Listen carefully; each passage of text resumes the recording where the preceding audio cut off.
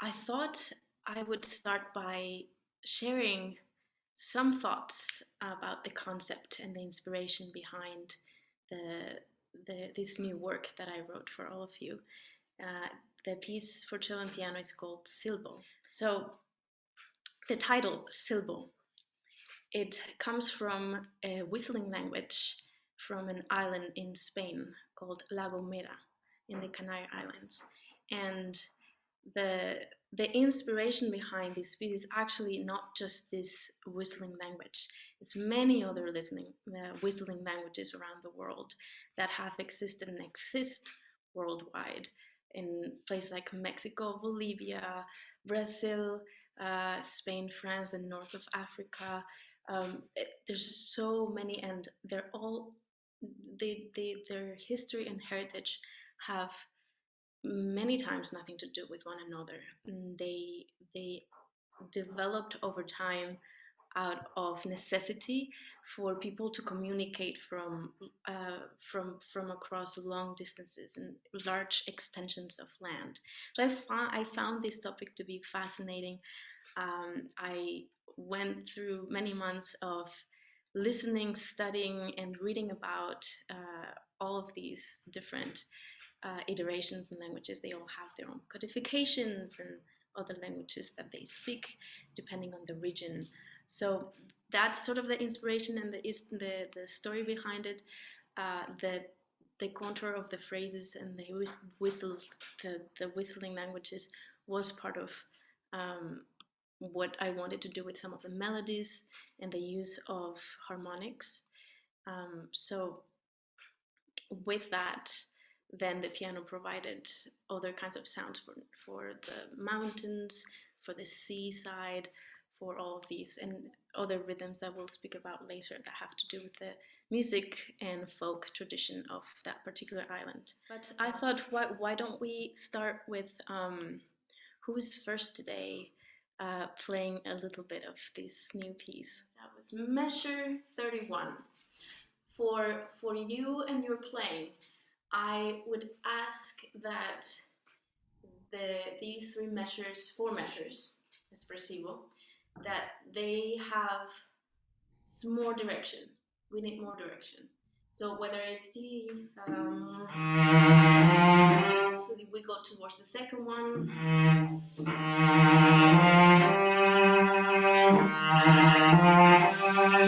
So more in the second one, so that then we can sing in longer phrase. And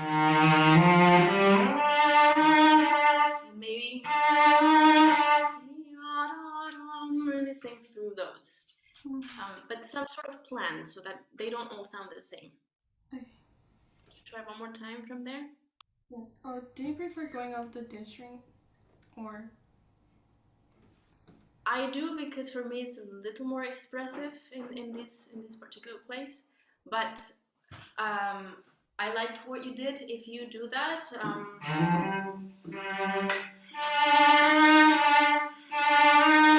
that the G, it's connected all through. Could you try one more time?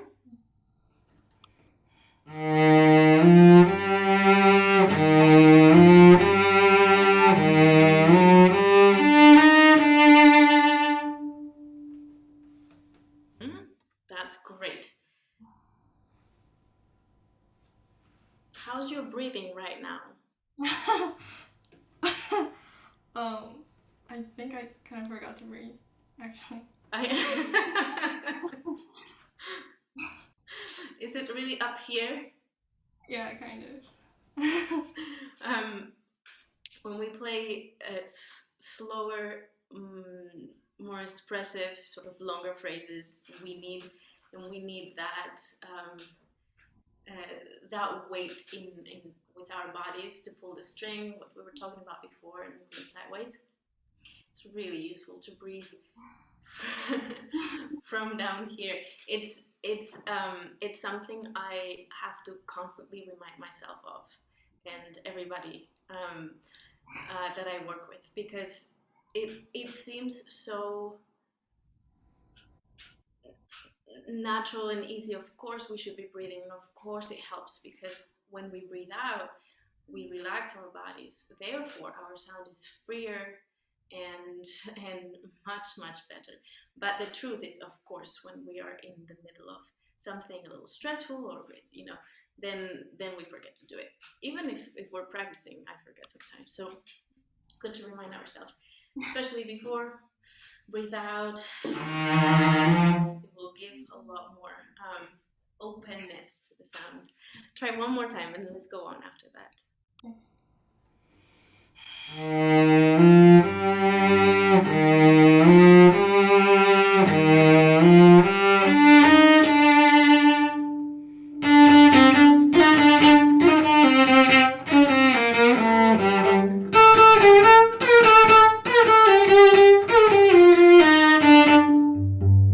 Really good. Okay, very good. So this is the dance section. The dance section that is based on folk and dance music from that particular island. I'll show you a video in a second. It's based, there are two percussive instruments. One is the tambor, the drums, and the other one is called chakras. And you'll see what that means in a second. But the voice is the singing voice, and then they're dancing. All this to say, we need to have that in mind, especially with the turns, right? Maybe just a hair slower so that we can really shape. And I know all of the notes in the page, they seem equal, but again, we have to sort of really listen to the intervals to judge for ourselves what we do with them. So in this beginning,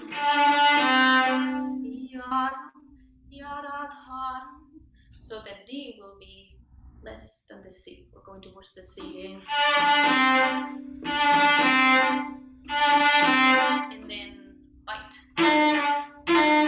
Right? So every time we do that,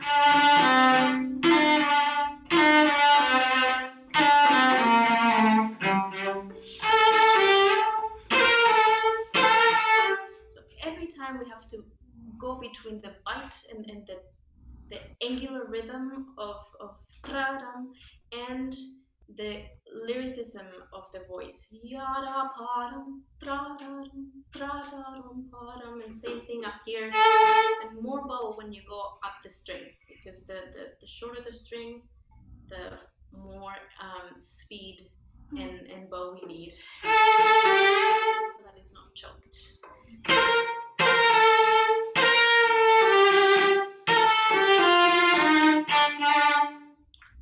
Try one more time from the dance.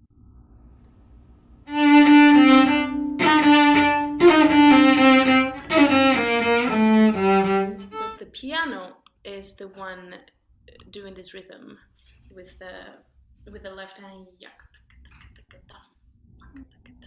and then yum bum bum bum, tra dum bum bum bum. Some of that is also the drums. So that's sort of a little bit of, so that you have that in your ear when you play with the pianist. And now comes the part where the piano has the theme, but at the same time you're commenting with your whistles, meaning harmonics, which actually happened in the video we just watched. They were dancing, they were singing, and then you could hear someone whistling on top of all of that. So that's sort of where this idea comes from, of mixing all of these elements together. Sometimes when we play harmonics, of course, closer to the bridge helps, but that's not the only thing. And often we play with too much bow, and then we don't get the pitch, or it's not clear. And I like that you really controlled the speed so that it was quite constant. The only thing we need now is a little more expressivity in yum hum, in those markings that I meant for those yum hum, because the language, the whistling language, has also consonants and vocals, so you really sometimes have to articulate. This one.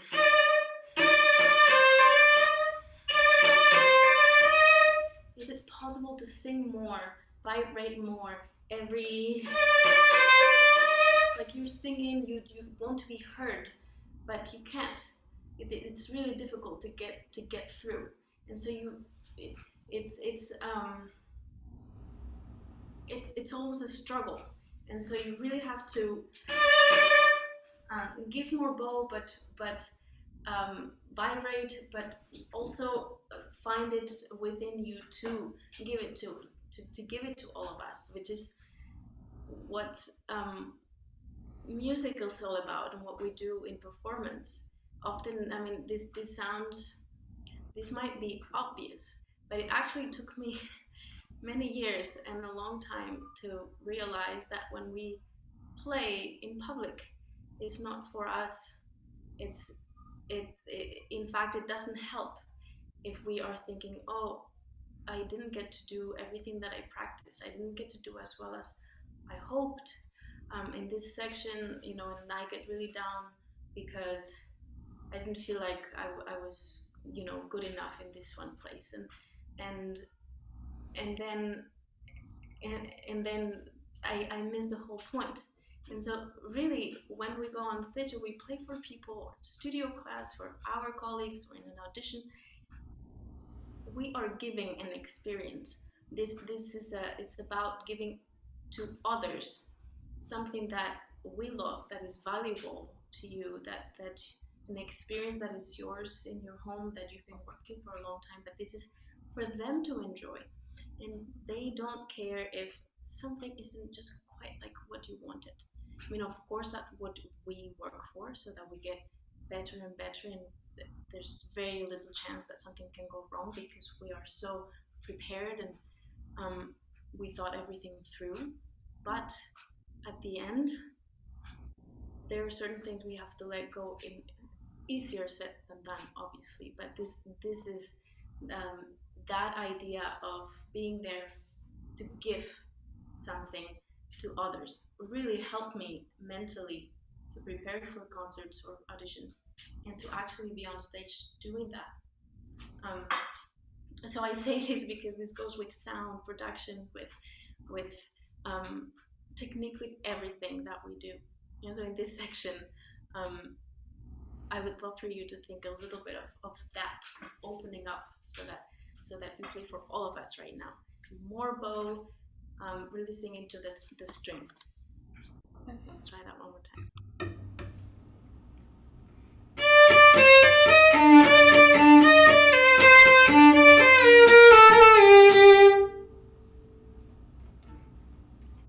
Very good, very good. And then the lower D, can you give more to that D so that you support everything else?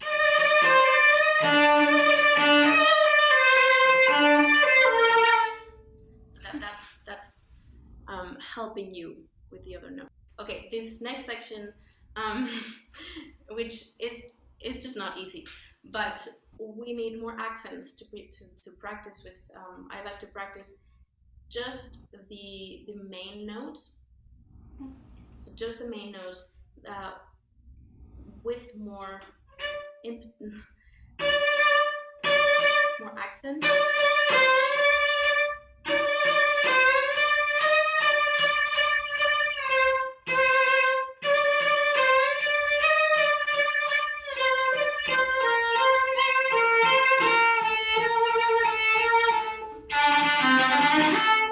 And then once we have that really organized, slowly.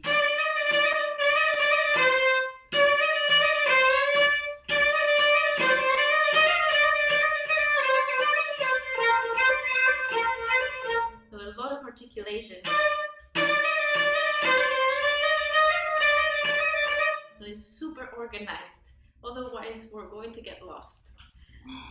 Could you try for me once a little slower and accenting everyone?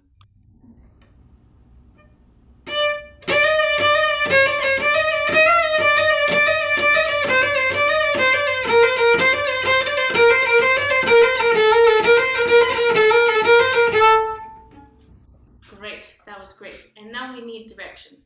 So we're going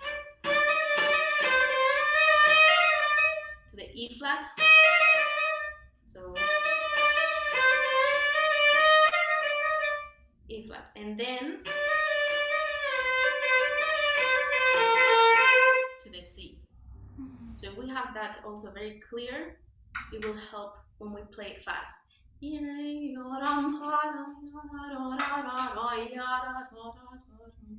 That it becomes also a combination of sounds, but it's very clear that we hear where we're going. And then gonna hear that you did so well. I'm gonna hear that again.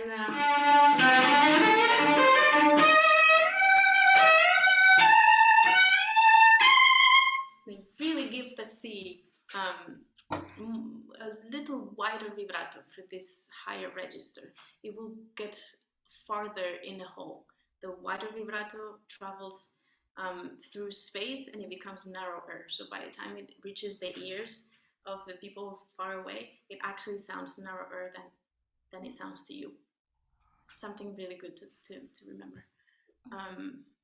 Can I hear that one more time? You did it so well.